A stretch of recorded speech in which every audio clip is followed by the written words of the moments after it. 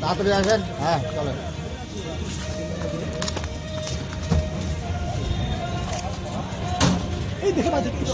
নতুন নতুন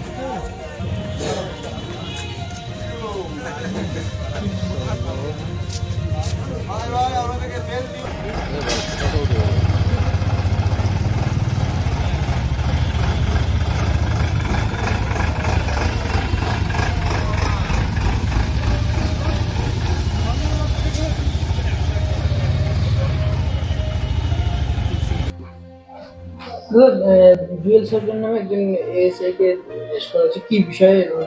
জুয়েল সরকার সারেন্ডার করেছে আজকে আদালতে। তার বিরুদ্ধে অভিযোগ হচ্ছে উনি এই ট্রেনটা থাকাকালীন আর কি একজন মহিলা যিনি এই কেসের ভিকটিম তার সাথে সম্পর্ক গড়ে তোলেন এবং তাকে মিথ্যা বিয়ের প্রতিশ্রুতি দিয়ে তার সাথে সহবাস করেছেন একাধিকবার এবং তার ইচ্ছার বিরুদ্ধে জোর করে সহবাসও করেছেন।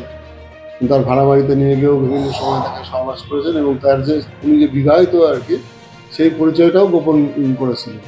তো তার ভিত্তিতেই এই রেপ কেসটা স্টার্ট হয়।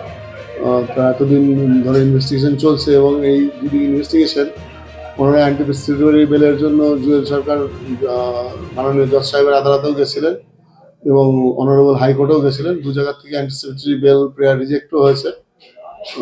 আজকে উনি সারেন্ডার করেছেন। তো আদালত সব পক্ষকে শুনে ওনাকে 14 দিনের জেল হেফাজত দিয়েছেন। মাননীয় সিজিএম কোর্ট থেকে অর্ডার হয়েছে। কি কি ধারায় মামলা হয়েছে? 376, 417 ইন্ডিয়ান পেনাল কোড।